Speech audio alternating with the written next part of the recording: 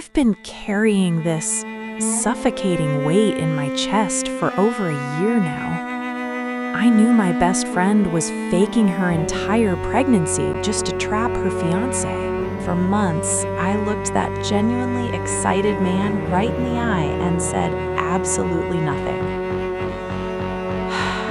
I just stood by and watched him build a nursery from scratch, while the lie kept growing.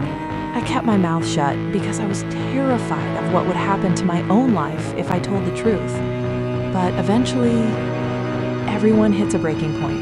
To understand how I got dragged into this nightmare, you really gotta understand my history with Clara. We met back in college, and our dynamic was wildly unbalanced right from the start. She was a developer's kid, totally used to effortless privilege and designer clothes. I was a broke scholarship student working 2 jobs, so she took me under her wing and paid for everything.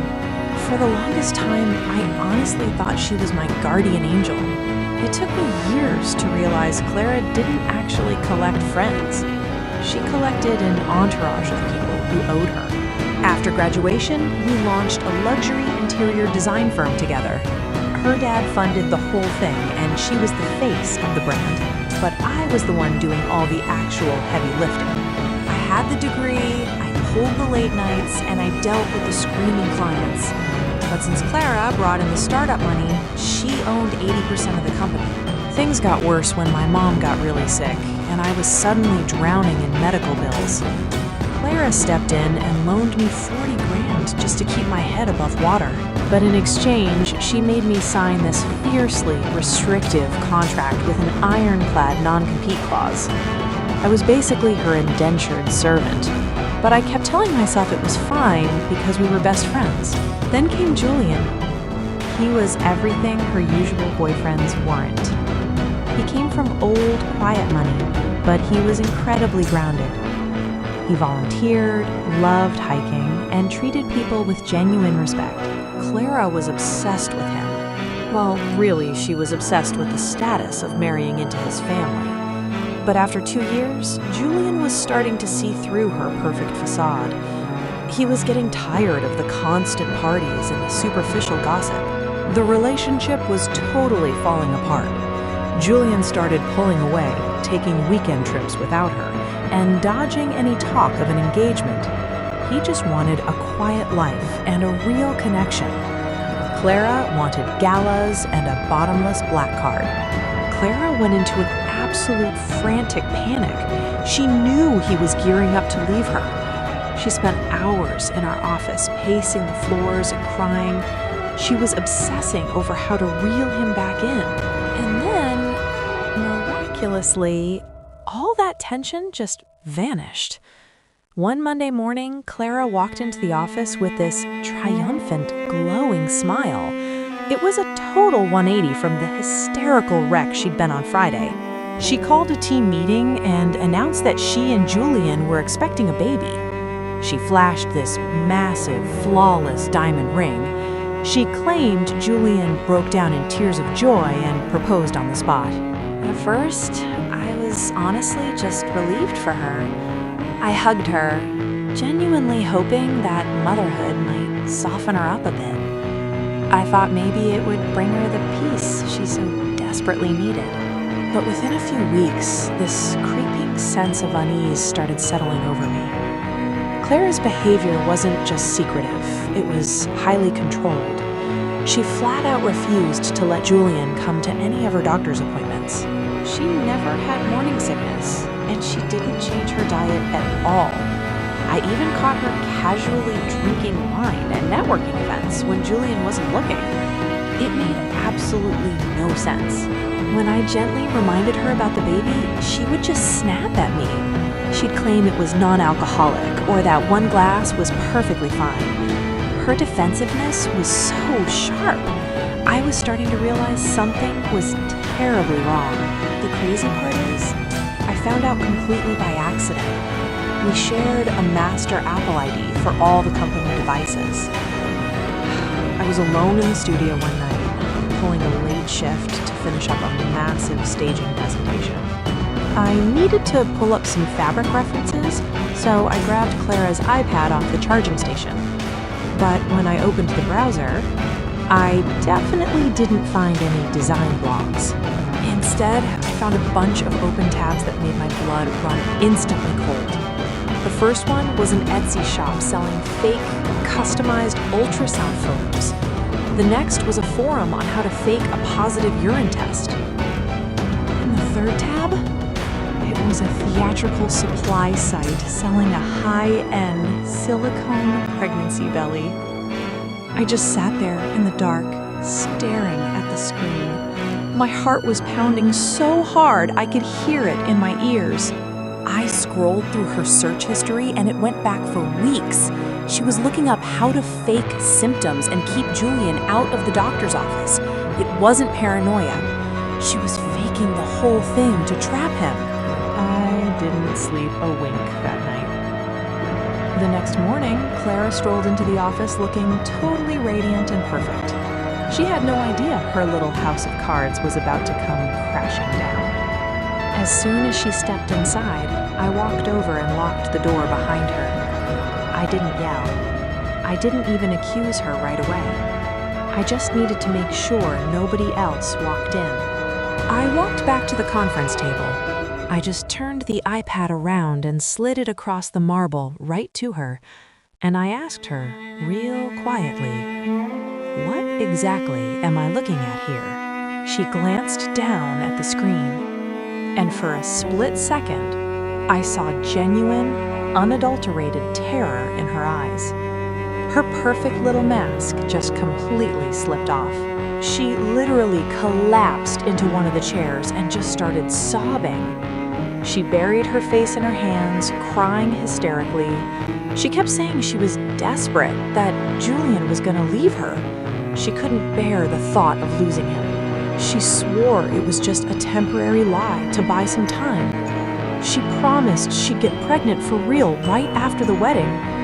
She was literally begging me not to say a word, but I couldn't just go along with it.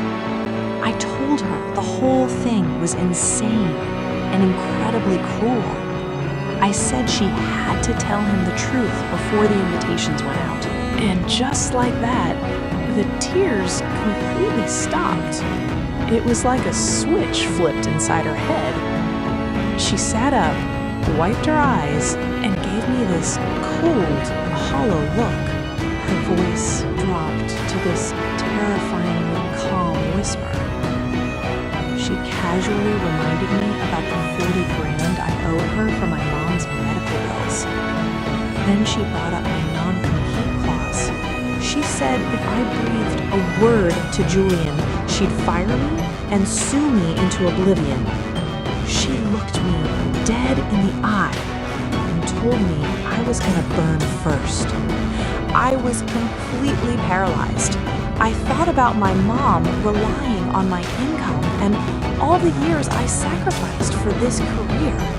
So I chose self-preservation, and I kept my mouth shut. That started the most agonizing 6 months of my life.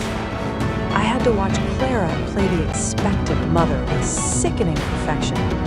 She'd wear these loose designer dresses and rub her fake stomach. The absolute worst part was Julian. He was just so incredibly happy, and it broke my heart every single time. He'd come into the office and literally kneel down to talk to her stomach. He'd tell the baby about the trees he was planting or the rocking horse he was building. Then he'd smile and thank me for taking on extra work so Clara could rest. I felt physically sick knowing I was complicit in abusing such a good guy. Clara absolutely reveled in the attention. But behind closed doors, she punished me just for knowing the truth.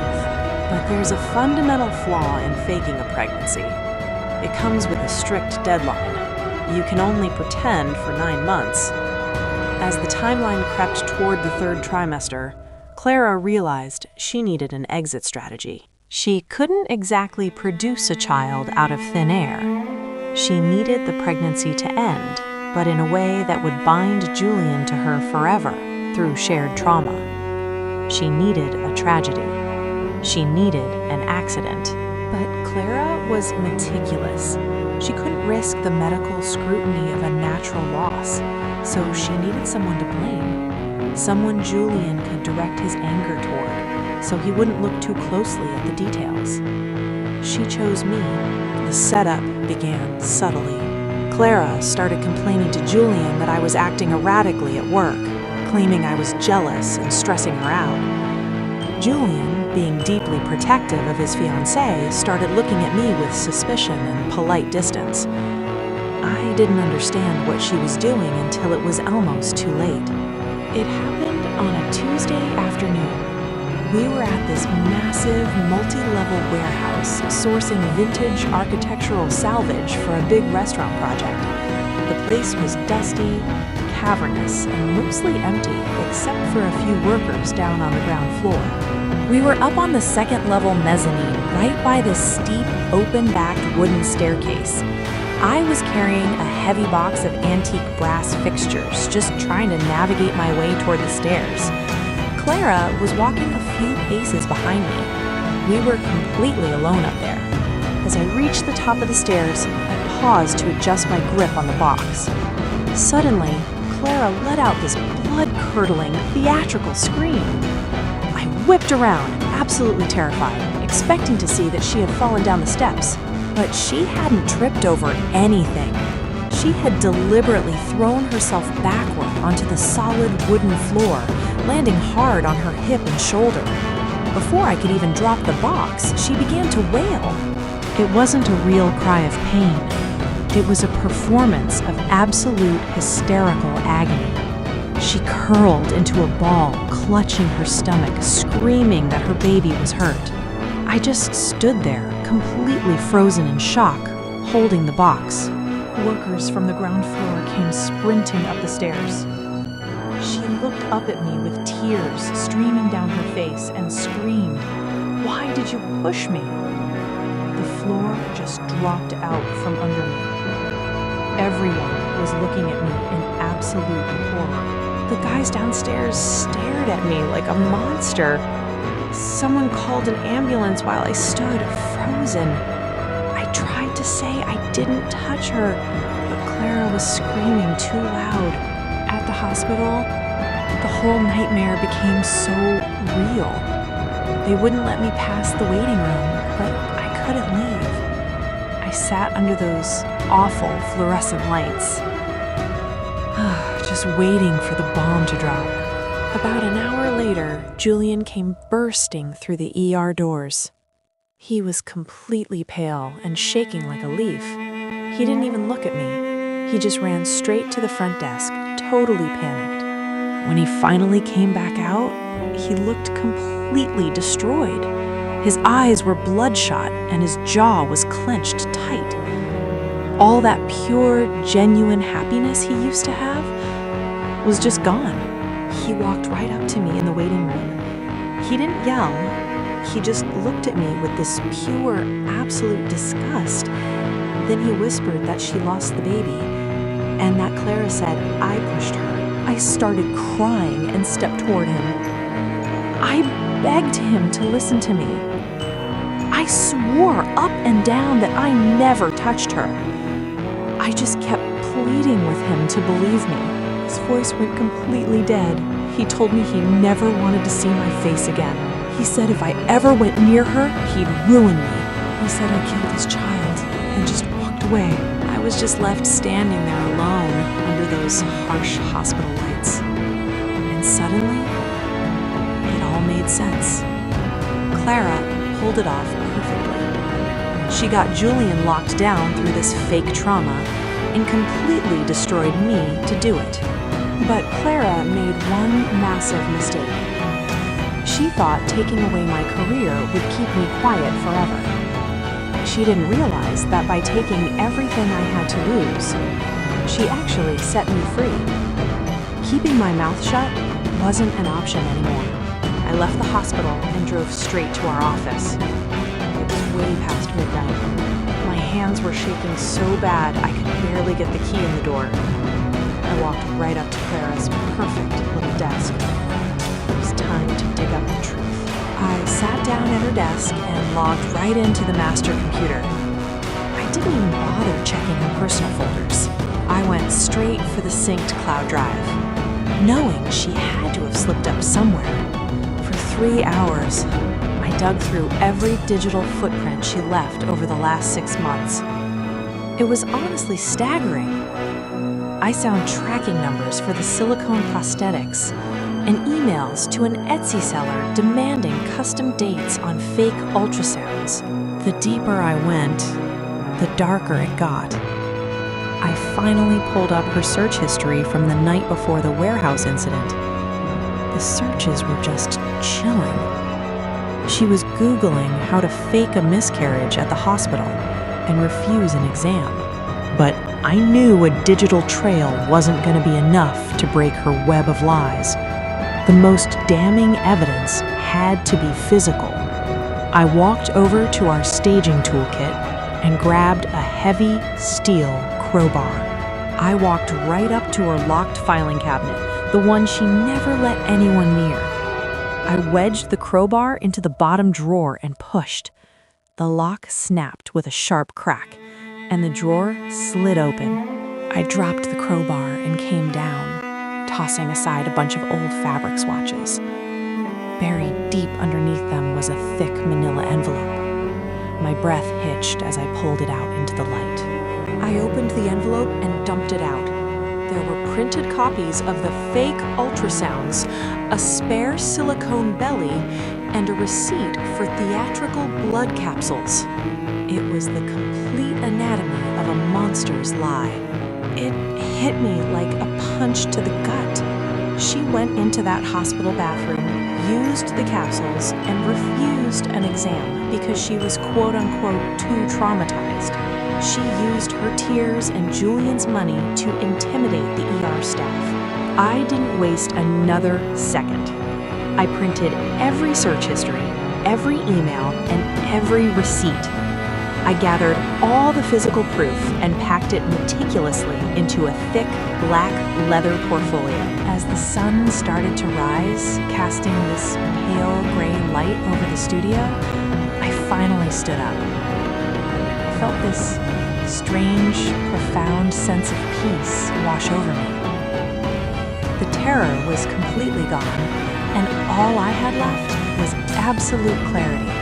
I drove straight to their penthouse at 8 in the morning. The doorman just waved me right through. I stood in front of that heavy oak door, took one last breath, and knocked. Julian opened the door, and he looked like he'd aged 10 years overnight. It was just completely hollowed out. But the second he saw it was me, his face turned to stone. He immediately tried to slam it shut. I wasn't going to let him shut me out. I shoved my boot into the door jamb before it could click. I looked him dead in the eye and told him I wasn't there for forgiveness.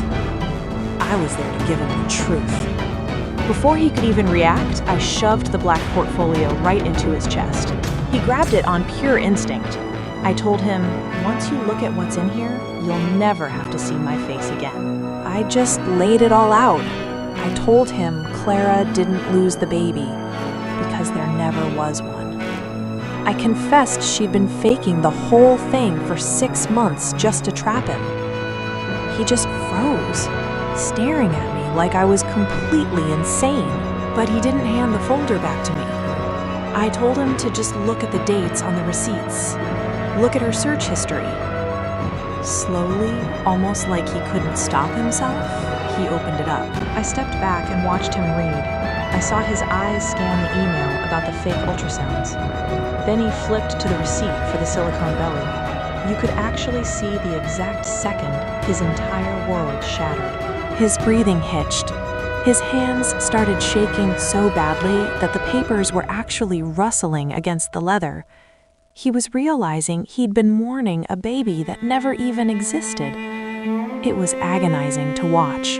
Right then, Clara called out from the bedroom. She wandered into the hallway wearing this flowing silk robe. She was playing the part of the fragile, grieving mother to absolute perfection. she looked so delicate. But then she saw me standing in the doorway. And then she saw the black folder in Julian's hands. All the color just drained right out of her face. That fake innocence vanished and pure panic set in. She just started stammering, her voice going completely shrill. She pointed right at me and screamed for Julian to kick me out. She was still trying to play the victim, crying that I killed their baby. Julian slowly turned to look at her. There wasn't any anger in his face anymore. It was just this terrifying, empty void. He held up the receipt for the fake ultrasounds. She let out this strangled, desperate noise and lunged at him. She tried to snatch the folder right out of his hands, but Julian just stepped back, easily getting out of her way. He looked at the papers, then back at her. His voice was dead when he said she faked it. He told her she made him build a nursery and mourn a child that never existed. Clara just collapsed to her knees on the hardwood floor. The hysterical sobbing started up again, but this time, it wasn't a performance. It was the sound of her entire world completely falling apart. She was begging and pleading from the floor, saying she only did it because she loved him. But Julian wasn't listening. He just walked right past her, went into the bedroom, and shut the door. I didn't stick around to watch the rest of the fallout. I turned around and walked right out of that penthouse. Hearing that heavy door click shut behind me felt so final. The aftermath was swift and absolutely brutal. Julian called off the wedding that same morning and moved out. Word got around fast, and Clara's wealthy friends dropped her overnight. She became a total pariah. As for me, Clara kept her promise. She fired me, locked me out, and sued me for the loan. I had to file for bankruptcy and pack up my apartment. I lost the company I poured my heart into. But as I taped up the last box, I realized something incredible. I wasn't afraid anymore. The crushing weight of her manipulation was just gone. I lost the battle for the company, but I won my freedom. And I'd gladly pay that price all over again. Sometimes doing the right thing doesn't come with a reward. Honestly, sometimes it costs you absolutely everything you've built.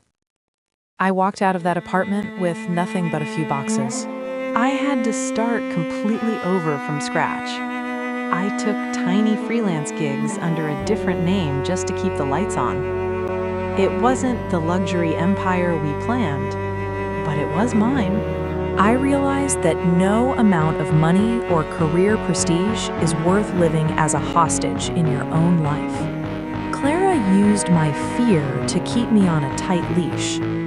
She really thought that threat would control me forever, but she made a massive miscalculation. She forgot that once you take everything away from a person, you also take away their reason to stay silent. By destroying my reputation, she actually handed me the key to my own cage. I refused to carry the phantom guilt of a murdered child. I couldn't let a good man spend his life mourning a baby that never existed.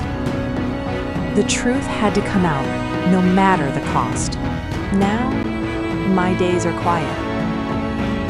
I don't have to look over my shoulder or shrink myself to protect someone else's toxic reality. The crushing weight of that anxiety is just gone. My hands used to shake so bad I could barely unlock a door. Now, they're steady. I'm rebuilding my life, brick by brick, on a foundation of honesty. I lost the battle for the company, and I lost my financial security. But looking back at the wreckage, I wouldn't change what I did. I finally stood up for myself. I won my freedom, and honestly, that's a price I'd gladly pay all over again. The nightmare is over, and the rest of my life is finally mine.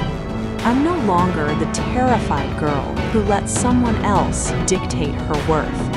I survived it. This is my story, and I'm finally the one writing the ending.